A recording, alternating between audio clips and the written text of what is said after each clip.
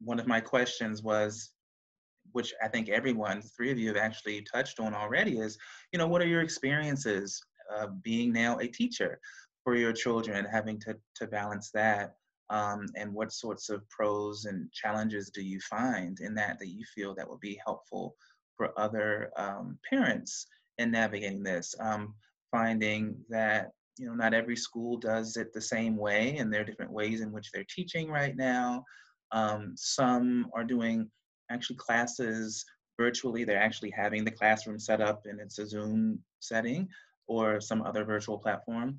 And others are just turning in assignments. But then what happens with the questions, and what happens with all of the challenges that can come up on the student side that the parents are having to navigate? Do you have, just really briefly, any tips, anyone, on kind of how to really help in this time where the kids are learning virtually? And also, I guess the second part of that is, how do you navigate and manage screen time when now the kids are kind of always on the screens for school, and then does that carry over into their social time or time outside of school? Has that been problematic? Those are a few questions in there, so you can take whichever one that stands out to you. But yeah, how are you kind of navigating this, being a parent, being a teacher, and kind of monitoring and regulating screen time with your families? I think that the teaching piece can be particularly hard for parents because I mean, I'll say this, and I think it's true for many people, but when you try to teach your kids or help them with their homework, um, they're more, there can be a lot of frustration that kids will show their parents that they wouldn't show their teachers. So it can be extra hard to get them to do something. I'm not sure if anyone else feels the same way, but like there's a different sort of level of respect, not in our favor when it comes to teaching and doing work. So I'm trying to be patient, and even if I need to walk away, I walk away. Every morning I ask the kids to go through their emails and just write a very quick schedule of what's due that day, so that they can then go off and do it. And then we come back at the end of the day and check it to make sure things are done. But I'm not really monitoring them all the time throughout the day because, it's just kind of impossible. They're just miserable if I'm forcing them to do it on my schedule. So I'm kind of letting them do it on their schedule. Screen time's totally mixed in with that. I'm sure they're on screens 85% of the time, working 15% of the time. And then we just check to see what really needs to be turned in. And then I help them with that. Pascal, I saw your hand raised too. Yeah, for us, my son gets his done a lot quicker.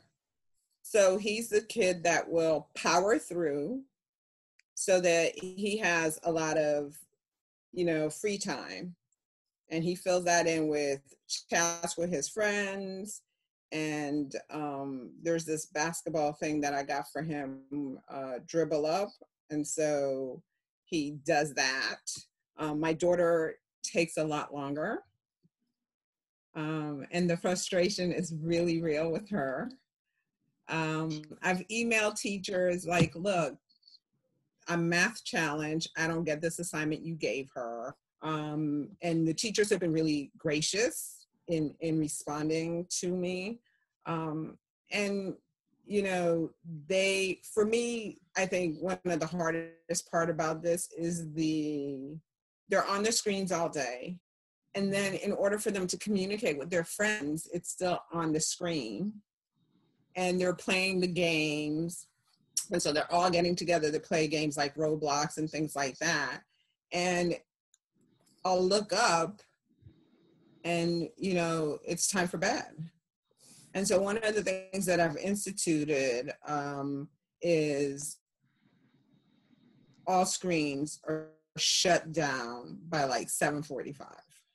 Just to give people's brains a chance to kind of adapt so that it can help for going to bed. I'm not always consistent as I should be with it, because sometimes, I may have a late event for work on Zoom or whatever, but I really do try to 7:45, everything shuts down. And I find that when I'm not consistent with it, there's lots of problems with falling asleep for everyone.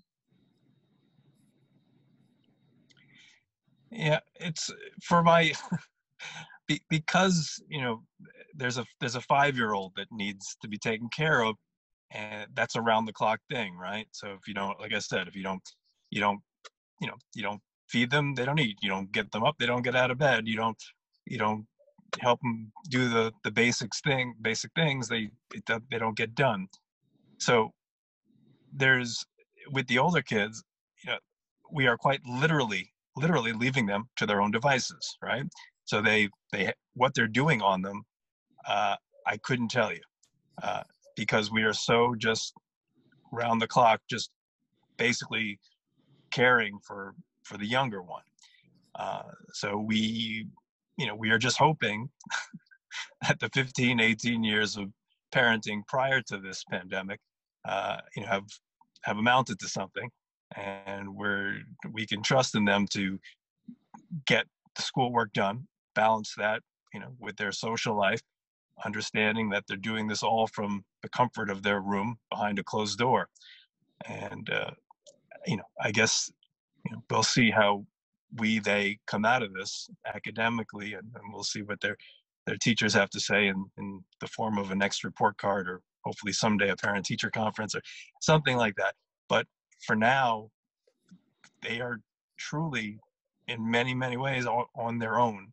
And it's especially for my 15-year-old daughter, there's, you, she's great and she's very mature, for her age, I would say, but she's still 15 and she requires a bit of attention herself, and she still needs, time with mom and dad, and she still needs to feel comfortable enough and, uh, you know, to come and ask for help when it might be needed. But she sees, how caught up, especially my wife is, in the day-to-day operations of homeschooling a 5-year-old and keeping a 5-year-old engaged throughout the day, uh, to get some of these, foundational learning things that would otherwise be done in a classroom in kindergarten.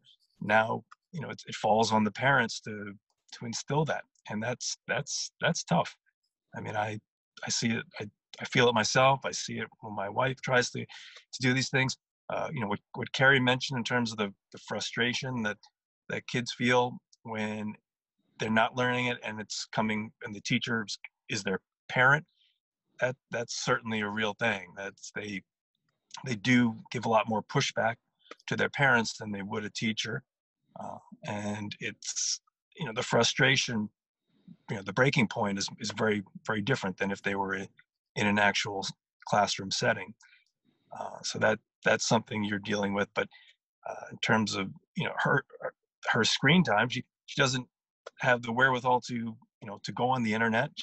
She can't go online herself to do these sessions every day.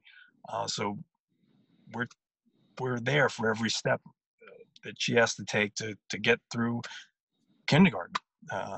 So as kindergarten sounds like it's just a bunch of drawing pictures and learning the alphabet, but today's kindergarten is, well, no, it's a lot more to it than that.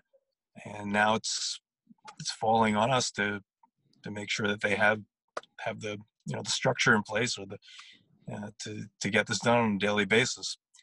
And because we're so focused on her, I honestly couldn't tell you what the other two kids are really up to, and that's that doesn't feel good as a parent ultimately. But like I said, we're hoping that we've been doing this right for the past 15 years, and that they can be trusted.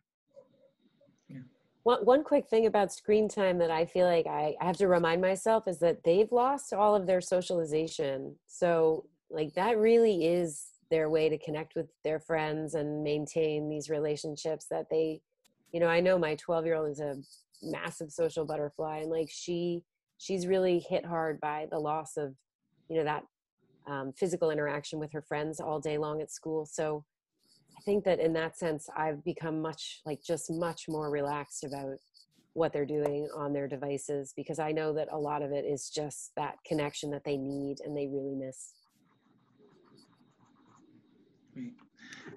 I want to thank everyone for what you've shared as we kind of wind down. I think a lot of things that we've discussed today, we've talked a lot about organization and how, normally, typically, the kids would go to school and they have a structured day, and so now they're home and their days aren't quite as structured, and so then parents are kind of having to step in and fill in these gaps. And then I'm hearing, which is interesting with the screen time, because I'm thinking about Pascal's comment and Carrie yours about the social connection piece, right? And I think it's important to think about having even that being structured, right? Like having time dedicated to reach out to, doesn't necessarily, it's up to your family on whether or not it's scheduled time or not, but definitely connecting with friends and with family. And on the other side, I'm hearing Pascal, because when you're on social media all the time and you're getting this kind of influx of all of this information, a lot of news and a lot of just different things that are causing disruptions in sleep patterns. We're finding, kids aren't sleeping well, they're waking up really tired, which affects their academics. And so, right, it's a balance, right? How do you create structured time for them to reach out and have the social connection, but also really provide a discipline around or structure around disconnecting so that it doesn't engulf them and like consume them and then kind of roll over into the next day and cause interferences with their academics and performance. So thank you all. I really appreciate everything that you shared today. I'm sure we could definitely go into much more and share many more reflections on some of the things that you've experienced as parents and navigating this time with your families. But I want to thank you for your time today, and I wish that you all remain safe and healthy. Thank you. Thank you, Derek.